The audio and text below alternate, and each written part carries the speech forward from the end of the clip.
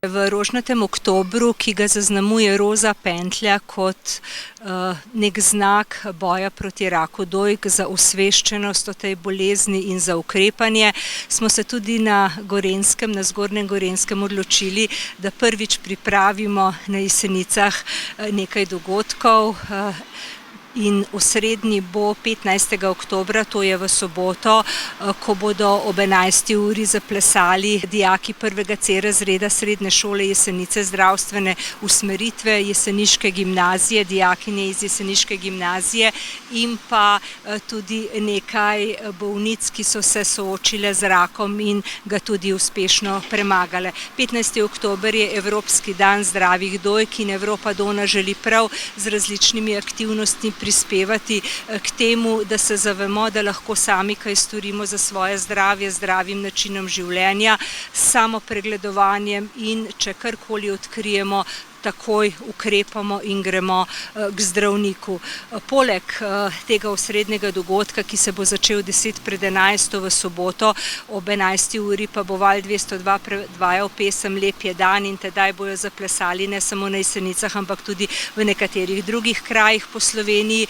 Potem bo nastopila tudi Jeseničanka Nina Bauman, ki je zmagala na prireditvi Prvi glas Gorenjske, pa še nekaj aktivnosti bo, med drugim bosta delavki Zdravstvenega doma Jesenice na modelu prikazali, kakšno je pravilno samopregledovanje dojk, kajti to lahko dejansko storimo sami in ta poziv še posebej velja za mlade, zato smo mlade tudi vključili v pripravo prireditev. Poleg tega Jesenice krasijo oziroma roza šali, eden je tukaj v bližini, izdelali so jih v domu upokojencev dr. Franceta Bergla in v skupini Razkrite roke iz Hiše sreče. Tudi ti naj opozarjajo na to, da lahko marsikaj storimo za svoje zdravje, kajti rak dojk je dobro ozdravljiva bolezen, če je odkrita dovolj zgodaj. Zato je pomembno,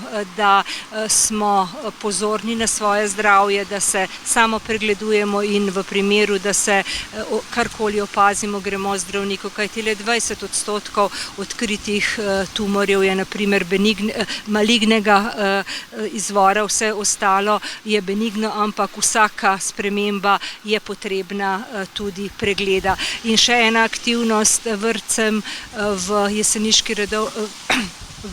v Jeseniški, Kranjskogorski in Žirovniški občini smo izročili tudi otroško slikanico Fridine dobre misli, ki jo je napisala članica Evrope Done Rebeka Potočnik. Prosili pa smo tudi občine na Zgornjem Gorenjskem, da po svojih močeh prispevajo k osveščanju o tej bolezni, ki letno v Sloveniji prizadene približno 1300 žensk, tudi 10 moških in približno 400 jih umre. Zato taka pozornost preventivi, osveščanju in temu, da je potrebno poskrbeti za svoje zdravje in to še posebej velja za mlade, da bi se od začetka dejansko disciplinirali in si pregledovali.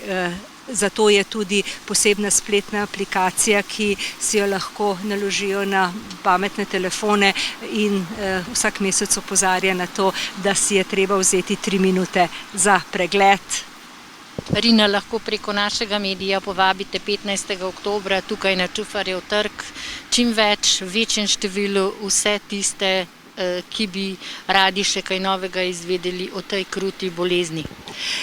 Iskreno povabilo velja vsem, ki boste to soboto dopoldne imeli čas, da se nam pridružite ob 11. uri na trgu Toneta Čufarja na Jesenicah. Če bo slučajno slabo vreme, bomo v avli gledališča Toneta Čufarja na Jesenicah, da boste slišali, kaj lahko sami storite za svoje zdravje, tudi nekaj glasbenega programa bo